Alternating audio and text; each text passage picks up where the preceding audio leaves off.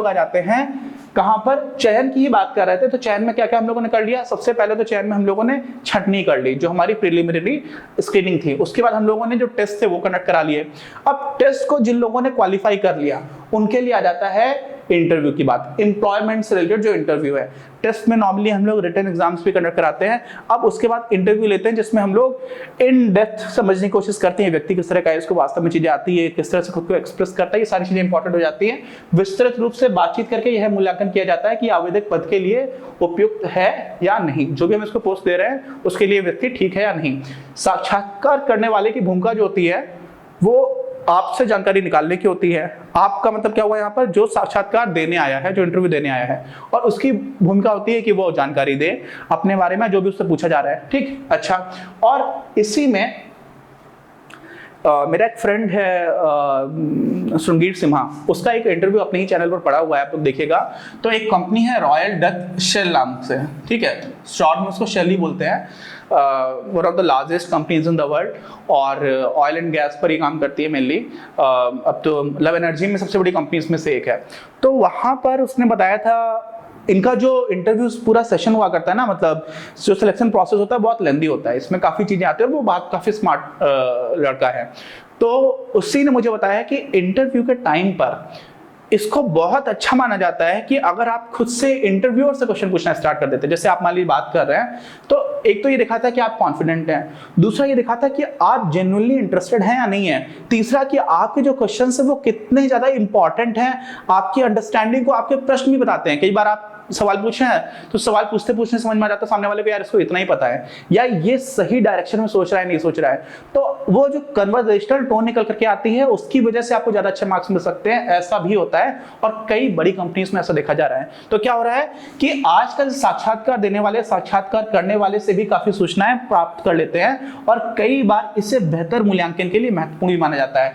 आप गए इंटरव्यू देने के लिए, जाकर के बैठ के टाई पहन करके वो पूछता जा रहा, बताते जा रहे हो, और आप चुपचाप लेकर के चले आए, तो ये भी अच्छा है, खराब नहीं है। लेकिन इसमें एक तो या तो आपको डर है, आप उतना फ्रैंक नहीं हो पा रहे हो, आपको शायद उतना कॉन्फिडेंस नहीं है, और आप अपनी तरफ से कुछ पूछना ही नहीं चाह रहे हो, तो वो आपका कंपनी में कम इंटरेस्ट है, ऐसा भी दिखा सकता है। तो ये चीज भी इंपॉर्टेंट होती जाती है, इसलिए इसको भी हम लोगों ने इसको इंक्लूड कर लिया है। ठीक, फिर अब मान लीजिए किसी इंसान ने ये सारे टेस्ट क्वालिफाई कर लिए, उसने इंटरव्यू बहुत अच्छा दे दिया।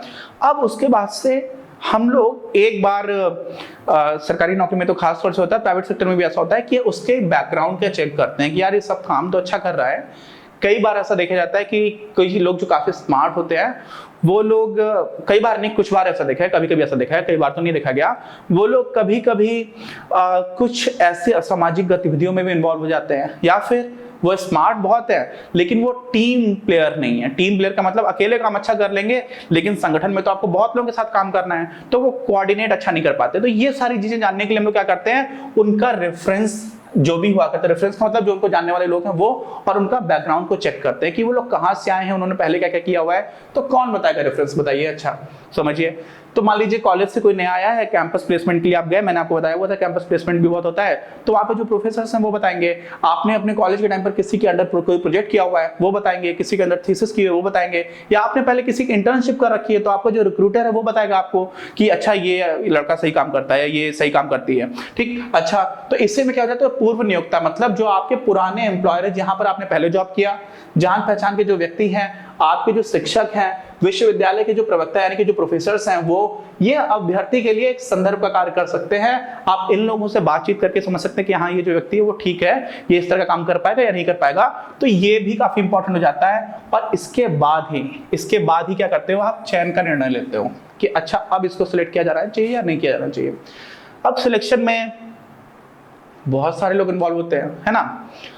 नॉर्मली प्राइवेट सेक्टर में क्या होता है कि हर व्यक्ति जिसको भी सिलेक्ट किया जाता है उसका एक मैनेजर होता है, एक इमीडिएट मैनेजर होता है, और वो मैनेजर का मेन काम होता है इन लोगों से काम निकलवाना, तो जब सारी चीजें ठीक हो गई उसके बाद व्यक्ति को लिया जाना चाहिए नहीं लिया जाना चाहिए, ये बहुत बड़े लेवल पर डिसाइड नहीं होता। क्यों? क्योंकि वो तो आपको जानते ही नहीं है, उनको आपसे डायरेक्टली इतना मतलब भी नहीं रहेगा। मतलब सबसे ज्यादा आपसे आपके मैनेजर को रहेगा। तो जो आपके मैनेजर होते हैं ना, उनका काफी ज्यादा निर्णय जो है वो मैटर कर जाता है संबंधित प्रबंधक, यानी कि जो आपसे संबंधित होंगे, जो आपके काम की निगरानी करेंगे, जिनका उत्तरदायित्व तो आपसे काम निकलवाना है, उनका निर्णय बहुत इंपॉर्टेंट हो जाता है। ठीक, अच्छा, नॉर्मली ऐसा देखा गया है, क्योंकि नए कर्मचारी के निष्पादन के लिए, नए कर्मचारी के कार्य के निष्पादन के लिए, ठीक है, कार्य के निष्पादन के लिए वही उत्तरदायी रहता है जो आपका इमीडिएट मैनेजर है। ठीक।